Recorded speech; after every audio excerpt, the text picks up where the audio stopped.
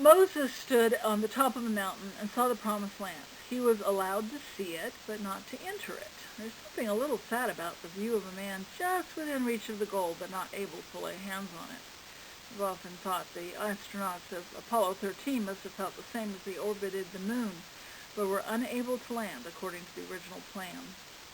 Now, Moses had an amazing career up to the point he stands on that mountain. He was born to a slave people, but raised in a royal palace with all the training of a prince. Like many spoiled and privileged people, he thought he could do anything he wanted and get away with it. So he kills an Egyptian man, possibly expecting the gratitude of the Israelites, but they resent him instead.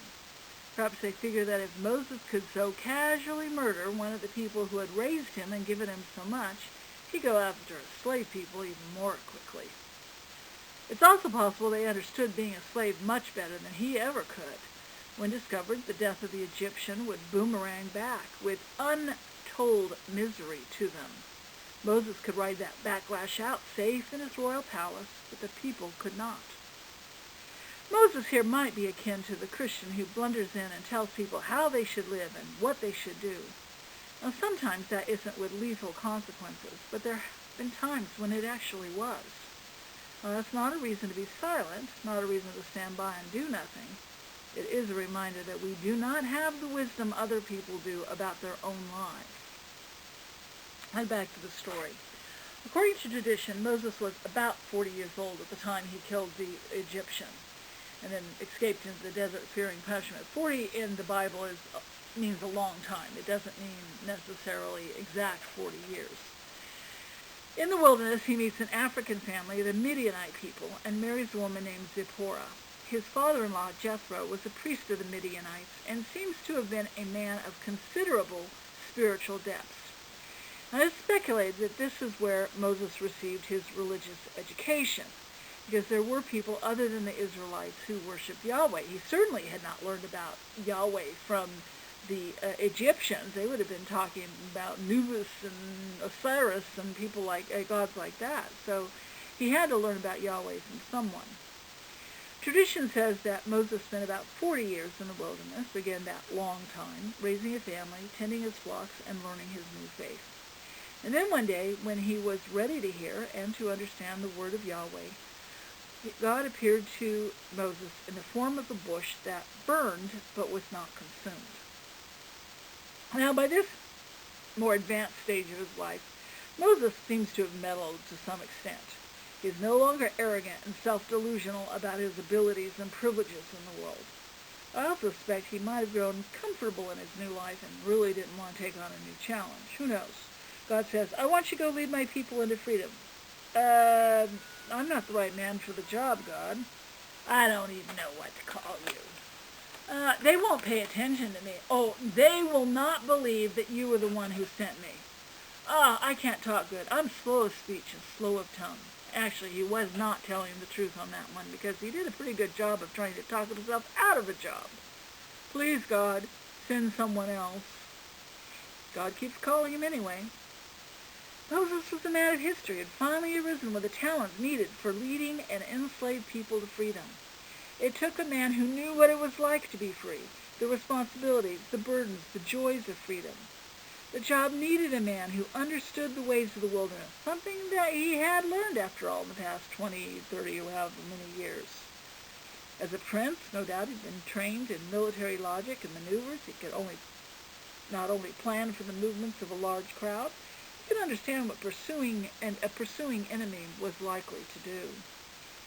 The job also needed a man who could hear God's call and could lead, but could also follow God. I suppose God wasn't about to sit around waiting for someone else to come along, because there really weren't that many qualified people for the job anyway. Nevertheless, Moses was not forced. God simply dismantled his protest. And we're not told about the inner life of Moses at this point. He was a normal human being. Unless someone is a narcissist or has an ego the size of Texas, they have doubts and fears, especially when faced with a difficult task that will entirely change their world. Truthfully, also, some protests are actually cries for reassurance. Reassurance that our imperfections are not as important as our strengths. A part of Moses might well have rejoiced in the thought that he had a new challenge, a new possibility. We can't know for sure, and I've pictured it every possible way. What we do know is that in the end, Moses chose to say yes, he would take the job. Moses went to Egypt, he confronted Pharaoh, he led a hopeful yet fearful people into freedom. He listened to them complain endlessly. After all, freedom was more than the people were really ready to handle. They wanted freedom, they dreamed about freedom, but when they got it, they found freedom was harder than they thought it would be. And we humans do that a lot in life. We think, if only this would change, if only we could have that in our lives, if only we could achieve this goal, whatever, then everything would be fine. And yet when we get it, it's not always the paradise we thought it would be. This was the experience of the Israelite people. In freedom came other kinds of hardships, including the wilderness and sometimes thirst or hunger. Freedom had taken their Egyptian taskmasters away, but that meant they had to be their own taskmasters. They had to be the ones who pushed each foot forward. They had to be the ones who got themselves up to do the job of life. Hey, Moses, take us back to Egypt, where at least we had enough to eat and drink. Not surprising, Moses had frequent trouble understanding the feelings of the people. He'd never been a slave. He'd never been forced to surrender control of his life to anyone else. When called, he had given authority to God. But that's something quite different than slavery. People had never been free. They had never been people who had chosen to be obedient, to follow, to trust, to have faith in the face of uncertainty. So they obeyed some of the time, complained most of the time, disobeyed a lot of the time, and complained some more. This, in fact, was one of the explanations for why Moses was not allowed to go into the Promised Land, because Moses was somehow being punished for the disobedience of the people. Now, that wouldn't seem quite fair, and there are a few other explanations for it as well. But likely the people would have had trouble understanding any other reason.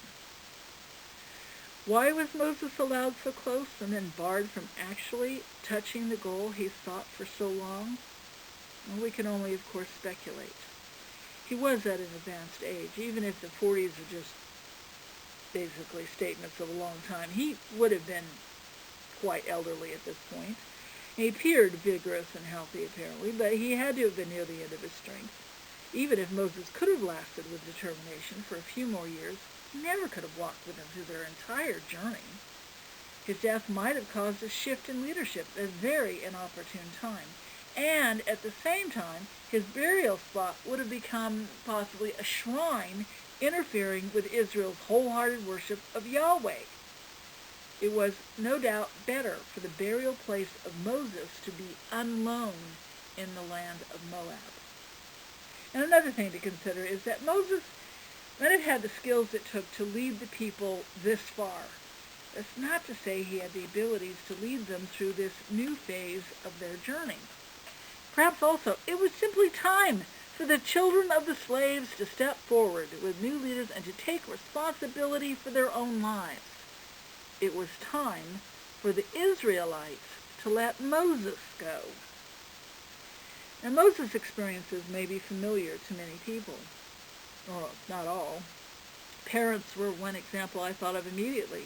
Mothers and fathers may take their child by the hand and lead him or her to school on the first day. This is my child. They introduce the little one to the parents. They hope the teacher will understand this is a dear treasure they are entrusting into the hands of the school, and are praying the school will be worthy of the task. And the parents may even volunteer some of their time in the classroom. But eventually that child must enter the world and make their own way. The child grows up, becomes an adult, makes choices and mistakes, and has things happen to them that no one anticipated. The parent often has to stand on the mountain and watch the child make his or her own way. Or there's the situation where a man or woman retires from a beloved job, or maybe they move or make another change. They have to accept someone else will do their job. Someone else will go on from there. A teacher watches students leave a classroom and knows they will go on alone to new lessons and new challenges. Maybe other times when we simply hit the end of our abilities or the end of our time or other limitations. There's nothing more we can do, and we have to let someone else do it, pick up the task. That's the other side of the Moses experience. We leave behind old ways, excuses, or familiar comforts to embrace new possibilities, the way Moses had done at the burning bush. For the people of Israel, Moses may have been almost like a talisman, a lucky rabbit's foot, but they needed to go forward. They needed to leave their security blanket behind and trust in God. There's a cemetery stone in the main cemetery in Albuquerque. A young man died sometime in the late 1990s. There was no explanation for his death in his early 20s. It was the epitaph that caught my attention. It all works out in the end. I don't know for sure, but I kept wondering if that was something he wanted to be there. And Moses stood on the mountain and knew his people would go on, and that they would make mistakes, and they would get hurt, and they would be confused part of the time. Ultimately, the only thing he could do, and the only thing they could do, was to take a deep breath, trust that God would be there, and that God would help them work it all out in the end. Amen.